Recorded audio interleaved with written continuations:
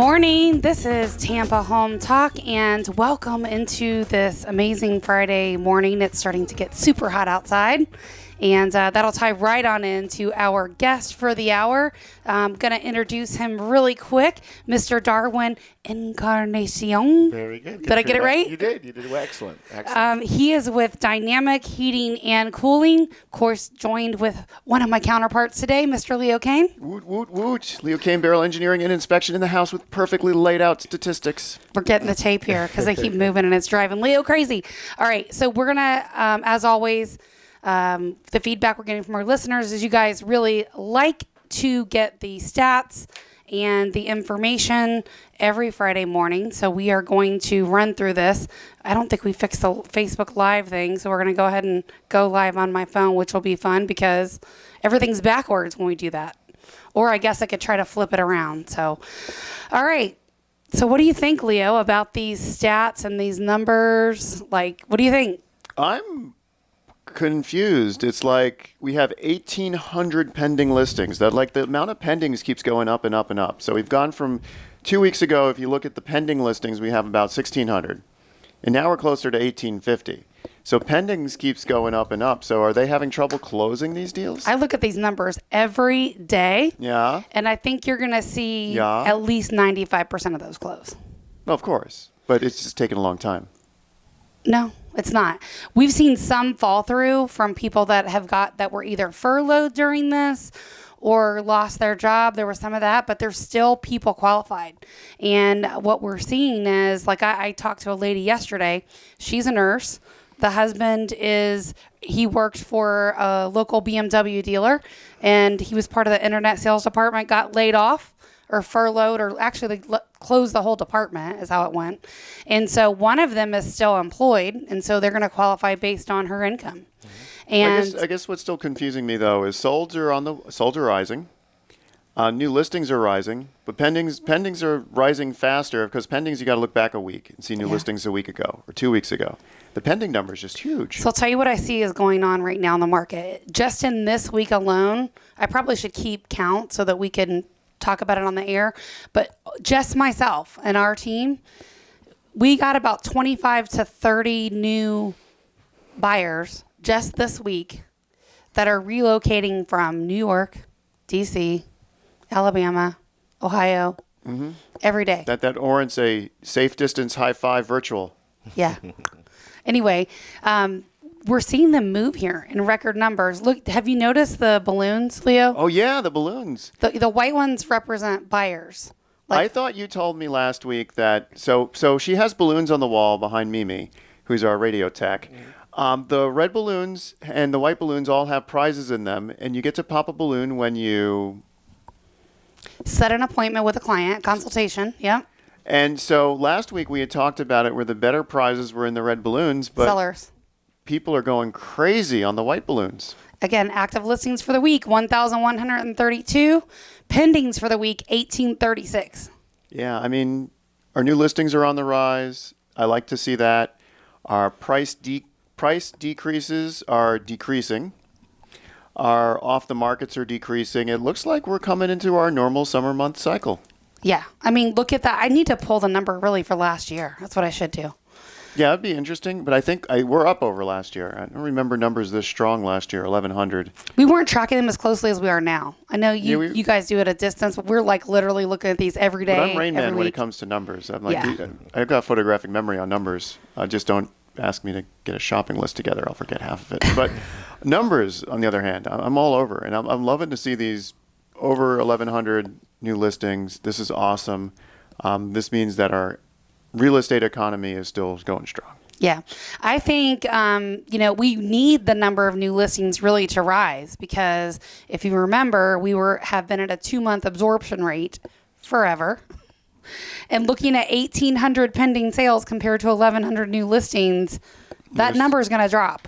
Yeah, I mean, we're still behind. If we're closing all these 1,800 and then we're closing 1,800, we're only refreshing with 1,100. We're still behind. We're running out of supply. Yeah, I mean, it's just like we're back in February. So, and this leads me to an interesting point, because we look at the numbers, right? Every day. I love numbers. Every week we talk about it on Tampa Home Talk. We open up with what's been happening in the last week, and we compare that to the week before. And I mean, you can see everything is on the rise. Everything is moving in a positive direction. Well, cancels are up. But other than canceled, everything's moving in a positive direction. But I mean, if you take a look at canceleds, which are transactions. But these are going to be relisted. Yeah. Here's something interesting. If you look at canceled this week, it's 180. If you look at it last week, it's 150.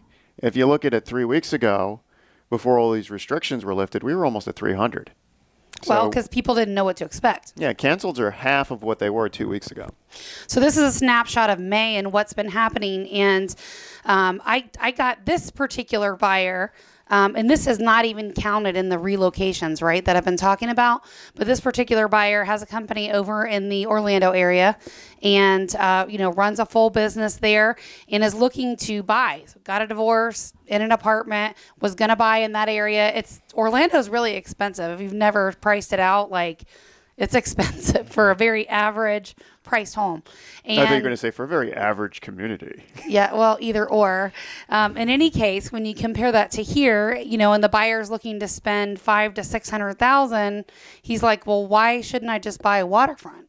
I had waterfront when I lived in New York, and now I should just probably buy waterfront. I want to get a boat again. So here's what's happening. And we can't even get land at $500,000. Wait. So we dive pretty deep into those conversations to kind of find out what's going on. So again, that appointment that my girls are booking, when I sit down with them and I talk to them, I try to find out, what's going on behind the conversation. Like, why are we even talking about buying a home? Where are you now? Tell me about your lifestyle. What's driving the choice? So we kind of dive into some of those questions. And so what I found in this particular conversation is, he's in a community. All the amenities are shut down. Everybody's on lockdown during COVID. So you can't use the pool. There's no boat to go out on. And I had heard that boat sales were up. So we probably should bring somebody in, for a segment. Memorial Day weekend. I mean, boat sales are usually up. Since this whole COVID thing, boat sales have been up quite a bit. Because the easiest way to socially distance yourself is get on a boat and head towards an oil rig. So this particular buyer's like, well, if I had my own pool, I wouldn't have to worry about it being shut down. And if I had my own boat, I could just walk past the pool and get on my boat and go enjoy my day regardless of what's going on. So I think we're going to just continue to see more of that. And so he wanted to cap at 600. So when I started looking in the Madeira Beach area, which was one of the areas he was considering, as well as Apollo Beach, those are very different communities. So he likes the homes, obviously, that he can get better in Apollo Beach compared to the older style, built in the 50s, Florida ranch style, Madeira Beach. And so what we found is I actually had to bump his price range into like 700 or 800s just to look in Madeira Beach. I think ultimately he's going to end up in Apollo Beach. Yeah, that's more affordable.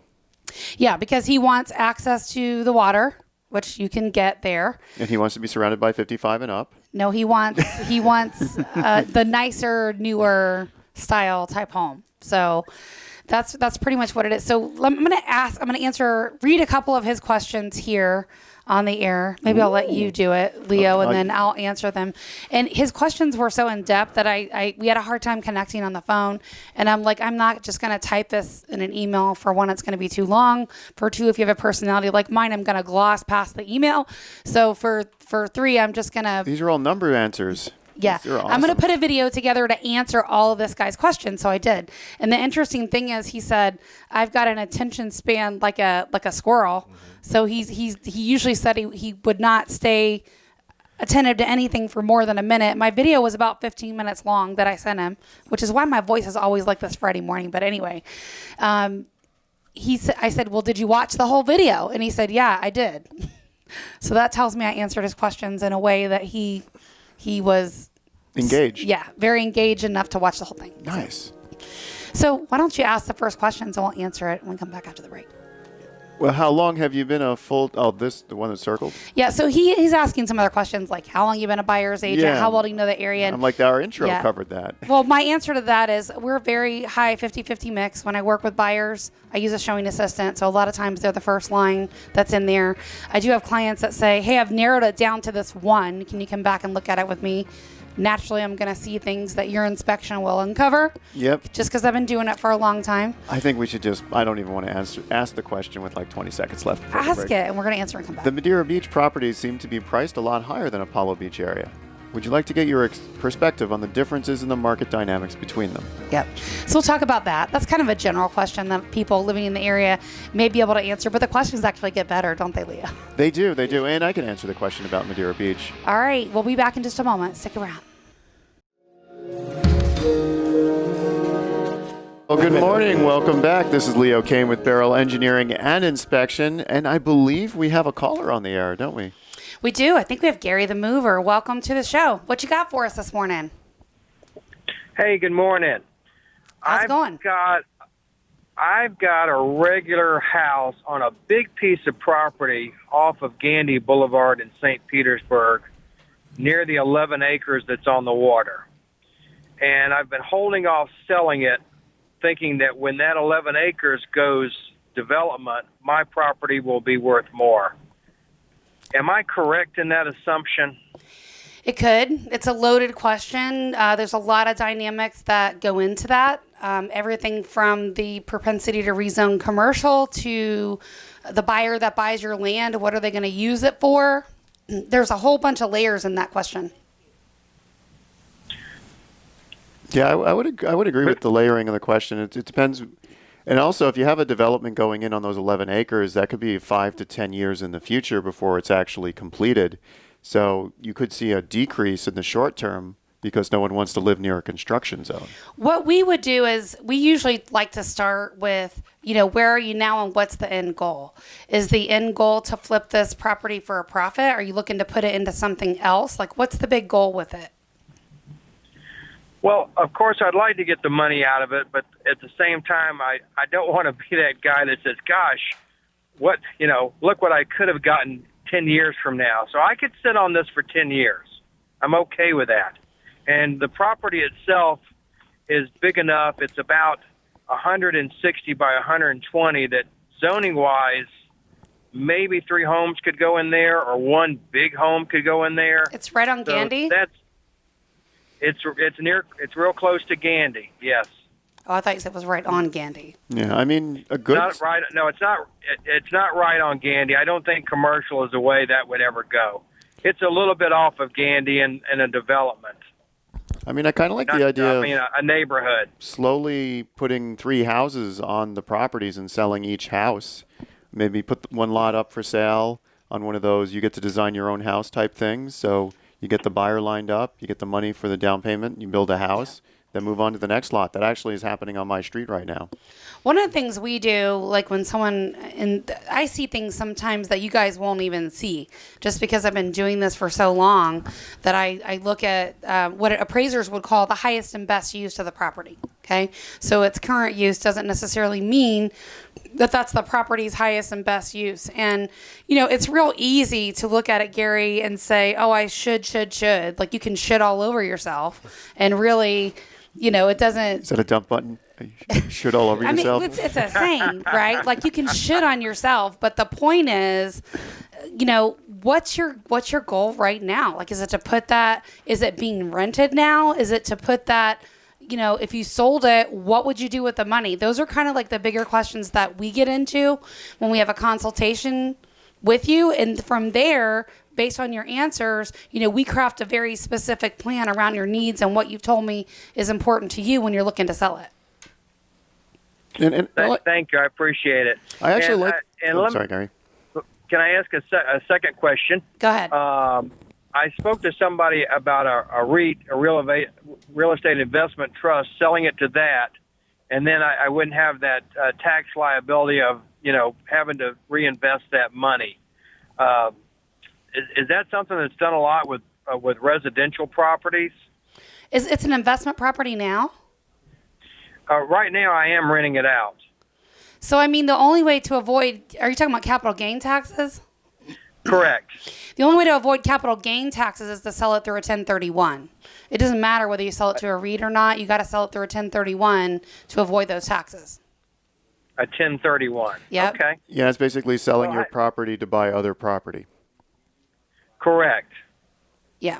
So you can, let me do this. I'm going to have Pat get your off-air number or your number off the air so that we can have a little bit more in-depth conversation and I can answer your questions more specific to, what you're trying to do. And I can answer all those questions, based on your, your long-term needs and goals and that sort of stuff. Sound fair? Well, I appreciate it. Thank you. Great. Thanks for calling and thanks for the question. We really appreciate it. They're always right on time. I enjoy your show immensely. I've learned so much through the months. Thank you. And if you ever have a question, definitely just popping on into the off-air number. And we try to give that out regularly. And my complaints are we don't give it out enough. So it's 813-377-2775. 813-377-2775. So again, random calls or texts are okay.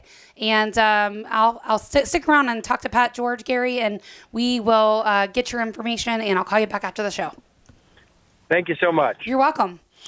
So let's go back to our other question that we had really quick, and I'm going to answer this because it does get into layers, and then we need to get to our guest. So back to the question before the break. I'm very glad Gary called in. I like that question. It was good. That was a nice question. And there's layers in there. I can there tell is layers. By talking to him, there's a lot more things we need to chat about for me to give him advice that I can't answer in the very finite time we have. Yeah, but I think ultimately it comes down to what do you need the money for and what do you want to do with it?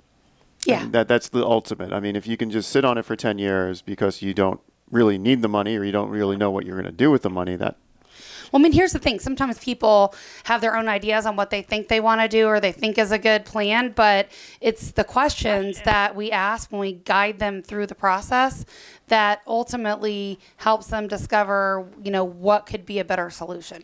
And it's things they're not thinking about, but again, it's just talking them through that so that they come up with the idea on what's best for them. So my question that I wanted to ask you earlier was Madeira Beach is definitely priced higher than Apollo Beach. What's the difference in market dynamics driving that? They're totally different, as anybody that lives in the area would know.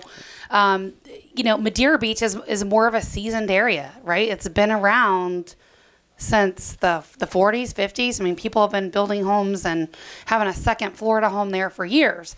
So, of course, the architectural style alone that you're going to get in that area compared to Apollo Beach are going to be completely different. Second thing is the surrounding area. You're going to have a lot more stuff to do. And just, population, it's a lot more densely populated than Apollo Beach, I think, is still more rural, really, than... Yeah, I mean, you're next to Gibsonton. You're down there. You're outskirts of Hillsborough County versus Madeira Beach / Treasure Island. I know people usually mention the two together. We're actually members of the Madeira Beach / Treasure Island Chamber of Commerce. So yeah, so there's a lot more... vacation and tourist traffic in that area. Apollo Beach is much more of a, bedroom community where people live there. A lot less like Airbnb, that sort of stuff. And so, of course, the homes that you're going to find there are going to be the older Florida style ranch homes built in the 50s. A lot of them. And I think another difference is if you look at Madeira Beach, that's a typical beach community where you have an ocean and you have houses feeding into an ocean. If you look at Apollo Beach, that is a feeder area. So what I mean by that is Apollo Beach is like Cape Coral. There's a whole roadway system of canals basically built in. And I don't think Madeira Beach has that. So I think from an urban planning standpoint, Apollo Beach is probably more boater friendly because more people will have property that can have water that feeds into the ocean. Well, that's the big draw there, right? Like a newer, nicer home that has access to a deeper water canal so that you can go out. And so anybody that has a boat knows there's all sorts of things to explore out in the Gulf. Like once you get in a boat, there's just so much stuff to see and do and wander around. And so just even what's around, I think, is completely different. So it's really just kind of explaining the dynamics. And I think the best way to do that is really to tour the area and just know that Madeira Beach has been around a lot longer, settled a lot more, so the houses are going to be older. It's also going to be a lot more of an established type community. More to do, more to eat, more to see. The other thing that's a really important consideration is deed restrictions. So, I mean, if you're looking at Apollo Beach, more than likely Mirror Bay will be one of those communities that you'll consider. And you're going to have some pretty massive deed restrictions there, as opposed to Madeira Beach, where you're just not going to have that. That is true. I mean, you pay those HOA fees to have those gated communities in these subdivisions. That is very true. You would get that with Madeira. Would you get that with Apollo Beach, not Madeira Beach? Building into that, with the recent economic collapse, should I hold off on looking until sellers have had the chance to digest the new market realities of home pricing? It seems everyone's still using comps from pre-crisis era.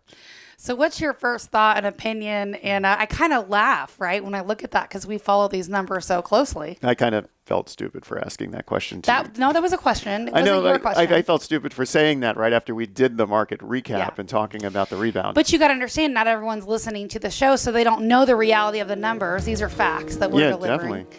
And so, this is what some of the buyers are thinking.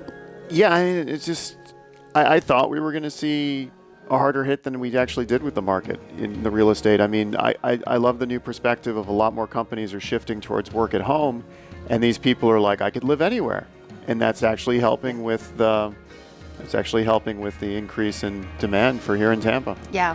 One of the questions we get a lot too, and this was one of his, is what are your fees? And, as a buyer's agent, we get paid by the seller and their agent for basically getting you all the way to the finish line. So we're one of the few people in really industries that work 100% on contingency with no retainer, that we will find you an acceptable home, get through inspections, contingencies, financing, whatever else has to go into your deal. And there's a lot of details, more than people realize. So, all right, this is Tampa Home Talk. Stick around. We got 2 more questions when we come back.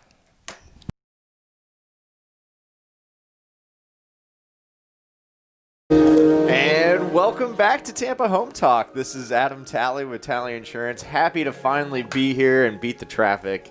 And it was crazy getting in here. It got nuts like overnight or what? Well, I've never come from Brandon before. I'm usually coming from downtown, so I'm going 275. What, did you sleep at the office? I had to get in early to get some stuff done. This is early. Being here is early. I was there at 6 o'clock this morning knocking stuff out. So then I did, that long on-ramp, at Lando Lakes? Yeah. If you're heading 75. When I texted you guys, I was on the on-ramp already. I was like, it'll take me 5 minutes. I'll be a little late. The traffic was that stacked right there? Coming here? Yes. Traffic is bad. I saw it, like I was on 275 coming north, and I'm like, this might take me a full half hour as opposed to 20 minutes. It will. All right, so we're like running out of time quickly. We've got a couple other. The last 2 questions I think are really amazing, and we're gonna have to table those for the 9 o'clock hour, unfortunately, because we have to get time for you to do your insurance tip, and we got to really get to our guest. 100%. We got a lot of things we want to cover with him. So go. Oh, insurance tip? Yep. Oh, while we're talking about traffic, now is a great time to look at your auto insurance, especially if you have children that are going to get their licenses over the summer. I am seeing rates go up, and if you have kids, the premiums are ridiculous. So now's the time to shop and make sure that You just hit me below the knee, Adam. I have teenagers I insure. I know. And make sure your kids are getting those 3.0 GPAs, because it does make a big difference on the premium. So yeah, as a matter of fact, we were pushing to get my older daughter's good student discount in there because she's 19 and she's like out of school, and they didn't want to give it to her, but then they ended up giving it to her, so it was pretty good. Online classes. Just get some A's. Get it going. Yeah. It's worth it. There you go. Yeah, it could be worth the discount. Absolutely. That's a really good tip of the week. And you can never have too much education. So. Yes.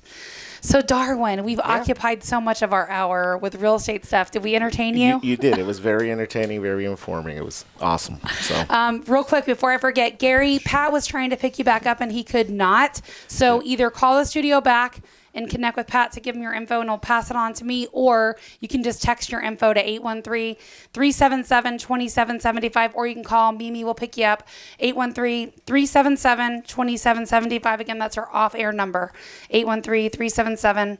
$27.75.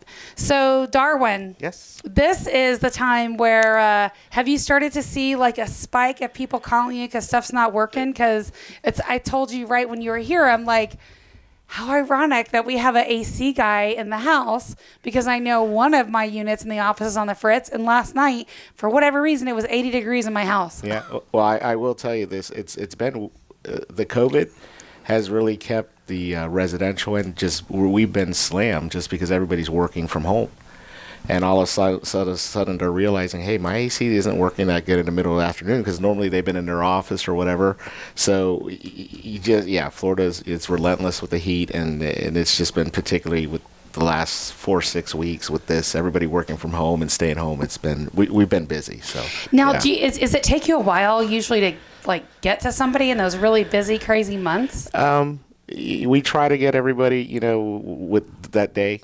We have like 5 or 6 technicians that are out there running calls, and we usually run till 9 o'clock at night. So if not that day, we definitely would get you the next day. So. I have a question for you, because you were talking about, okay, now they're home and it's the afternoon and the house isn't getting cool enough.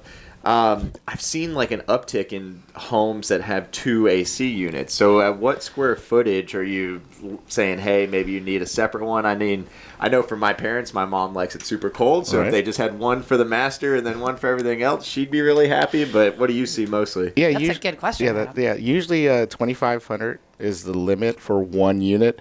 A lot of builders, particularly depending on if it's like a track home type situation, they'll try to do a zoning system where the idea is, you're not using all the zones at once, so you can get away with a 5-ton unit doing more square footage. So it's like it's not a good idea. It's just cost saving. So if you're doing track homes, 1,000 homes, and you're saving $5,000, that's a lot of money. But as a homeowner, if you got to replace it, and let's say you're 3,000 square feet, right. Does it make sense to split it up into 2? Absolutely, it definitely does. Like putting a master suite on one, like a smaller unit, and then the rest of the house on the other unit. It definitely makes sense. Well, I know if you're like us, like literally, like my daughter moved out, so the back bedroom's empty. Right. My son's in the next room over, and he's 17. So like once we kick him out next year, we're gonna have one whole side of the house that's not really lived in. Exactly. Yeah. So that also accomplishes that. Or a zoning system too is one way to do that. Is that an ordeal to go in and install after the fact? No. I mean, it's definitely harder. If it's a single-story home, it's not that big of a deal. Once you get into problems, this was a 2-story home, because then you got stuff between the floors.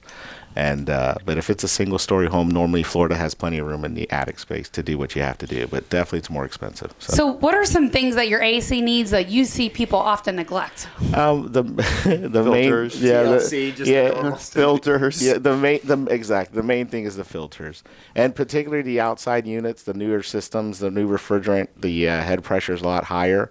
So it's critical to keep that clean, because it extends the life. But basically, as far as a homeowner is concerned, the main thing is just changing the filters and keeping that outside condenser clean, and set it and forget it.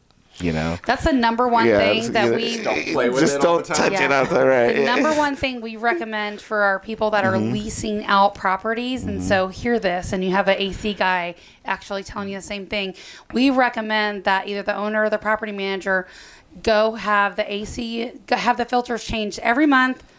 Usually the first of the month, you can pick up the rent check, change the AC to make sure you prolong that system. And the third thing you can do is actually check on the property condition, make sure they don't have a Rottweiler or a German Shepherd in there they're not supposed to have. Right. Which wouldn't impact anything from an insurance perspective, right, Adam? A little bit. Now we do have a carrier that will allow you to have all those type of things, so long as you get a separate animal liability policy through their company. They have like a standalone policy, so if you have that, What do those run? Like, is the policy more expensive? $200. Huh? Like, they're not that bad. A year? Yeah, for your Rottweiler or whatever. So Do they check the behavior of the dog or no? They should. Well, I think once the dog bites somebody, that pretty much yeah. But by then it's too late. It is. I mean, I think there's. It depends on the situation. I'm sure if you read that contract, there'd be ways to Aren't get at it. Huskies on the aggressive breed list? It depends on the list. They're Okay. not on all of them. Because I have a husky, and I'm like, that dog's the biggest wimp. The huskies are fine. It's like the wolf hybrids that the Chows. care about. Chows, yeah. But anyways, back to ACs. Well, it's funny. Especially as an AC guy, we know what dogs are not, Yeah. chows should be on the list. Chows are on the list. They are, right, yeah. I'm seeing Great Danes getting taken off the list. Horse It dogs? should be. They're the Just the gentlest. size. It's, if they It's like putting a golden retriever on the list. Come on. No, it takes 2 golden retrievers to equal the size of a Great Dane. Well, the Great Dane, it's like if they're sweet dogs, but if they get really excited and want Knock to it down, go, yeah. play with a 3-year-old, they might knock it down and bust its head open or something because they're just so big. Yeah. But anyways, ACs. Yeah, Sorry. no, but getting back to what Katrina said about landlords dropping off filters and stuff, or they actually need to put them in. No. That's what I meant. Yeah, they need. I 'cause you wasn't don't- saying drop them off. No, right? No. So Yeah, they'll like end if- up upside oh, down, you won't- sideways. Yeah, The well, tenants don't do it, even if it's No. in their lease. That's Yeah. why we say go do it. do it, right? hilarious. You'll see them piled up in the air handler closet, 6 brand new filters. Well, here they are, the ones that you dropped off. They haven't been putting them in, so yeah, you need to physically do it for them. How long, in your opinion, does that actually? Let's use that scenario, right, where it's a tenant. So it's been a whole year and the AC filter has not been changed. That's not out of the realm of possibility, No, right? not at all. So how much impact does that have on the system in terms of life and maintenance and everything? It's huge. It's huge. Usually they'll end up calling because the unit will freeze up, But if there's no filter at all, you will. It'll cost you a lot of money. It'll shorten the life. It's just bad news. It's just like driving your car and putting a blanket in front of the radiator. You're gonna overheat your engine. It just, it's just one of those things. Working It's it too hard. It's the biggest thing. Yeah. So how often should the system actually be maintained or cleaned? If you ever were bored enough and you couldn't sleep, read your manufacturer's warranty, and it actually says that you should do it once a year to maintain the manufacturer's warranty. What goes into that? Funny you say that because I was thinking I hear these commercials all the time. $29.99 for and it says service check. That's the key. So they check it and then they tell you, hey, it's $500. So $29.99. You know what I mean? Right. To show up, right? Right. Drive out there. Yeah, right. They're called SIDS. Salesmen in disguise. That's what they're going to send to your house, I right? like that. I've never heard that term before. Yeah. I'm So gonna I mean, steal that. yeah, it's like 20. It's like really because So what's reasonable? What's a reasonable expectation in terms of price and what they're doing, other than checking it? Well, I will tell you this: we charge $89 for a preventative maintenance. Preventative maintenance means that we're assuming you've done maintenance before, right? And we're just doing stuff to prevent you from having a breakdown, right? So that's normally, clean the outside coils, clean the inside coils, clean your drain line, check, like an hour and a half, right? But if we get there and you haven't had maintenance in 5 years, well, then all of a sudden that's what we call system rejuvenation. It's going to take more time, maybe involve taking your blower wheel out, actually putting more of a chemical on your. So it depends. But just preventative maintenance is $89, and you should do. We recommend twice a year in Florida, but once a year is what the manufacturer says to keep your warranty intact. So it's like going to Yeah. the dentist. You don't Right. just not brush your teeth and then go to the dentist every Right. 6 months. Yeah. You need to keep brushing That your poor teeth. dental hygienist. Can you just clean my teeth? Yeah, just do Yeah. it. Do the stuff. yeah, but the $29.95 or the $44.95. I mean, it just cracks me up because people say, why are you $90? We can. I said, go ahead and call them, and if they leave your house with less than $400, I'll give you $200. So That's they're a gonna deal. they're gonna sell you something. Bet, take it. Yeah, they're gonna try to sell you something. So what's the difference between an air handler and a condenser? You guys get that a lot, right? We do get that a lot. Like new home, we'll have people that are younger or that move from up north and always live in an apartment or something, first time down here, and they're like, "Where, what's the air handler?" And they never knew where it was or what it is. Never changed the filter. A year later, we're there. But so the air handler is the part that's inside your home. Usually it's in a closet or in the attic or in the garage space. And then the condenser is the part that's outside your home. So, that's a question that we get or we find that just people don't know, I have a question. I can tell. I have He always a has this question. look on his Yeah, face. well, the wheels start turning. So my wife and I were driving around the other day, and I saw this probably tells you where we were driving, but I saw a lot of homes that had the AC systems in those metal cages still.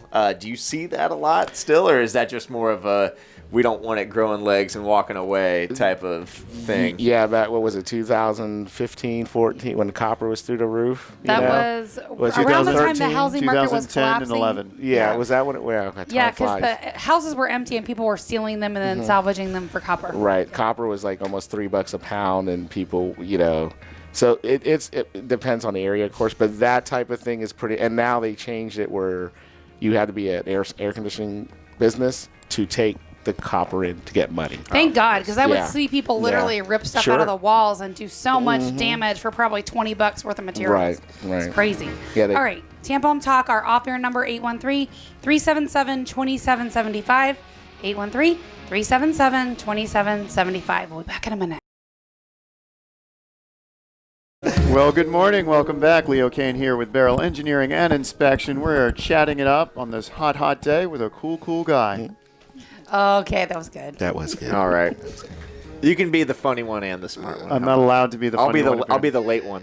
I'm not allowed to be the on funny this one. morning, you missed it. Yeah, the listeners prefer it when I'm just the smart one and not the funny one. Oh, no, that's not true. We haven't taken a poll. We have no idea. No, she's getting listener feedback. We can do that. There we go. All right, so another question for you. You guys get a lot, Darwin, what's the difference between straight cool and heat pumps, and are heat pumps actually worth the extra money? Well, yeah. I thought everything had a heat pump. I didn't know. Well, yeah, Hillsborough County is kind of like the borderline Sarasota South. You'll rarely see a heat pump because it just doesn't get cold enough, long enough to justify. Normally, a heat pump will cost you an extra $1,000 to $1,500 over a straight cool. So what is a heat pump? Yeah, what do they do? What's the difference? Us uninitiated that's folk. great. Awesome. Yeah, Good I have question. no idea. I just think it's all in there. All right, so a straight cool system uses solely electric heat to make your heat. Oh. Okay, so it costs more money. Which is expensive. Right. So you can see the meter spinning when you turn it on. Right, more. Right. So, but a heat pump uses the compressor, reverses the direction of refrigerant. So your outside unit acts like your inside unit. You're out. If you go outside in the summer, it's blowing out hot.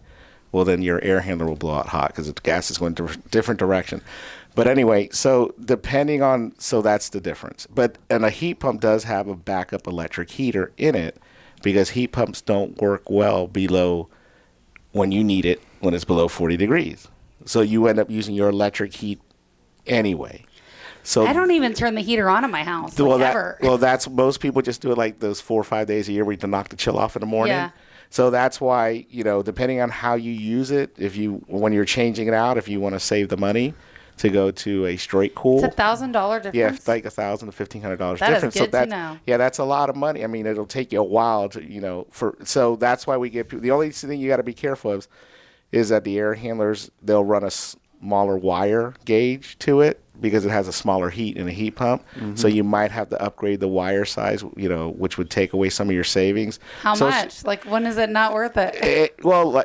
I guess if it's more than $1,000, right? For sure, yeah, right. So then it's not worth it.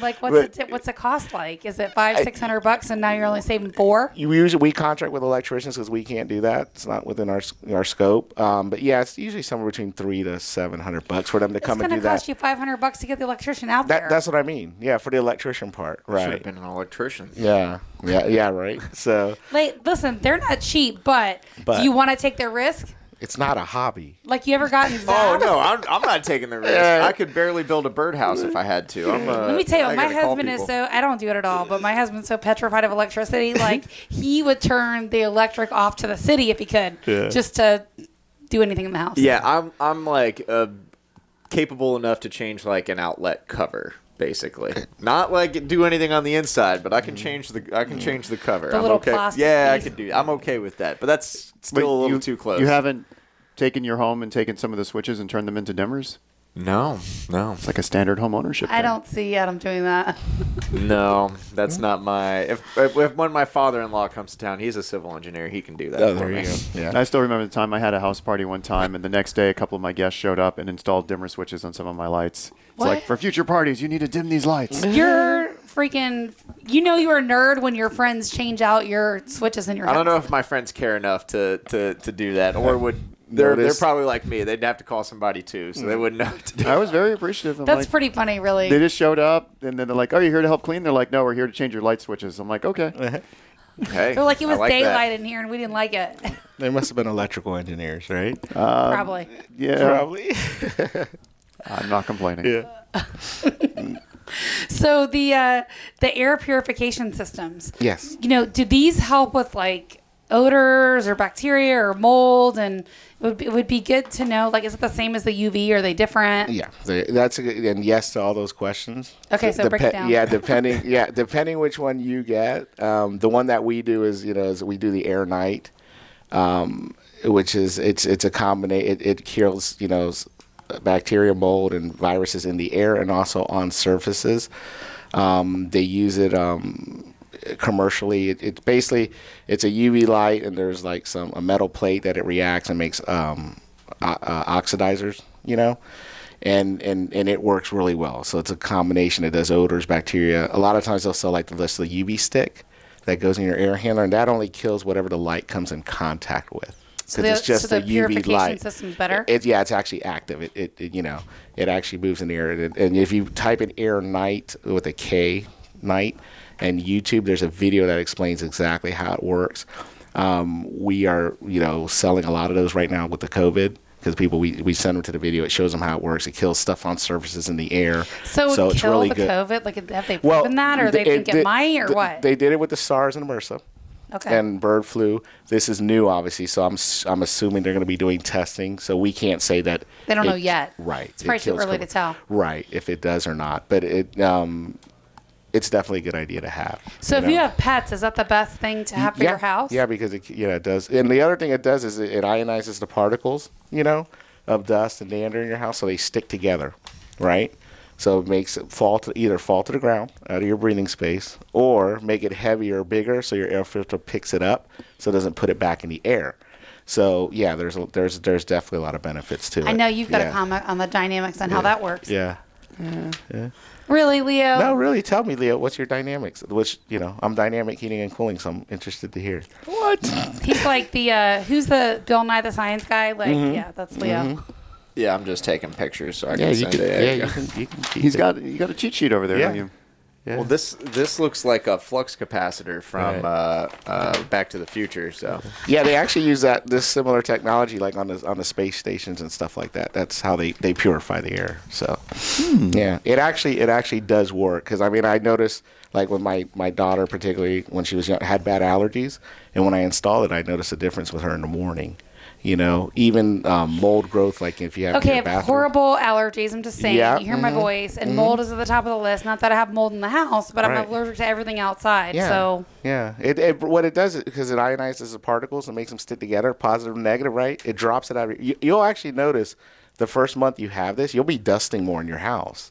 dusting more? Because it's bringing, how when the light filters through it, you see the dust floating in the Yeah. air? So it drops it out of your airspace. It makes it heavier. So it's not floating around. You can actually clean it up. Right. Yeah. And then also your filter picks it up, because it makes them it ionizes them when they're negative and positive. So your filter's worse. Right. Yeah. Yeah. It looks worse. You got it right. Well, it's doing what it's supposed to do. So how much are these? We sell them for $687 installed. Do they go into your existing unit? Yeah, they go on the supply side, and they actually give. That's the only one that we sell. We don't do the UV lamps, because that's just the. All right, gimmick. Darwin. Yeah. You're coming over, and I know right. people are going to want to connect with you. So Yeah. if you want to hook up with Darwin and get information on this air night, Yeah. 813-377-2775. Just text AIR to 813-377-2775, and we'll know you're looking for Darwin. Yeah. Again, 813-377-2775. Gary, we haven't forgot about you. We'll connect with you at the end of next hour. Stick around. We'll be back for hour number 2.